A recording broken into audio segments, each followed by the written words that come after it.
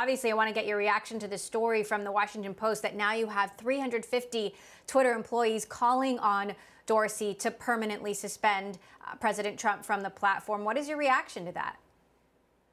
Well, first applauding those employees, but I did look up how many employees Twitter has, and it is 4,600. So that's about 7% of the employee base.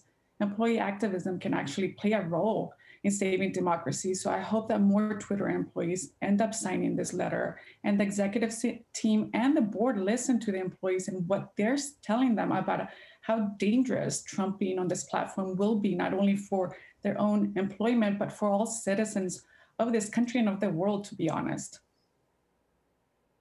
How concerned are you that President Trump has access to his Twitter account again and presumably will have access for the next 2 weeks when he is still in office? I think it's the most dangerous time right now. I have seen it before when he was only a candidate and he attacked a young woman in Florida, and she was harassed and threatened and doxxed. I have seen it during his presidency. And now, in the past couple of months, I saw it again and read it and wrote open letters with Ellen Powell. And here we are, almost point to the close 2 weeks from inauguration. And I think if we do not take his Twitter account away, there will be much, much more violence coming on the day of inauguration afterwards as well.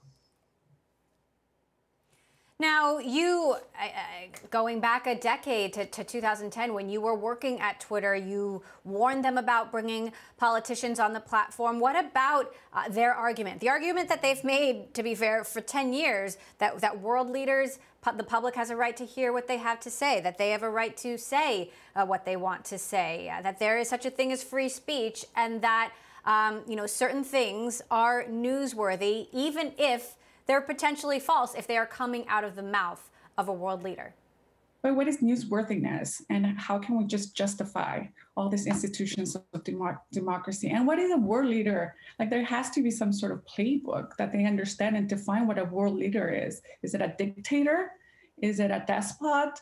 Is it a fascist? Is it a democratically elected official? I do not know. So we need to first define what a world leader is and what newsworthiness. There's other platforms to be used for those leaders to actually propagate their information. They don't need to use privately held tech companies for that. What do you make of the fact that Facebook is actually taking a different and more extreme position than Twitter at this very moment and has banned the president's account indefinitely? We all know that Twitter has been its main propaganda machine and its main platform through social media. And so Facebook taking action is not really impacting, as President Trump has actually been on Facebook as much as he tweets. Everybody knows that it's Twitter that's really his main platform. So I don't think we should applaud Mark Zuckerberg or Facebook for it, because they're not really the prominent tool that is being used by the president right now to disseminate lies and information and violence. Facebook, meantime, saying today they've removed over 600 militarized social movements. I mean, there are simply so many of them, whether it is QAnon, Proud Boys, something called Oath Keepers, which some folks may not have heard of. I mean, the fact is, even if the president isn't on the platform, his supporters are there. And so I wonder, is it too late? Is the genie out of the bottle? It is. And we all warned, and actually many people and people of color and women that worked at these platforms, that use these platforms, warned about the dangers of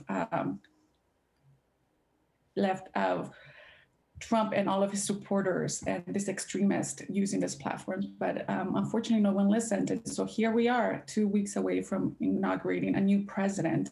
And we don't know what Trump is going to do after January 20th. We don't know how he's going to utilize these platforms and what is going to happen, whether what happened on Tuesday will happen again. I believe it will be, and it will be worse than what we saw at the Capitol on Tuesday. And to be fair, these movements gain steam and life on Yeah. on social media. There's been a lot of talk about what happens after January 20th. Many believe that President Trump will, still be potentially have a future in right-wing media, will be, a leader in some circles, maybe not an official leader of the Republican Party, but certainly inspires, a great following, even though he lost the election.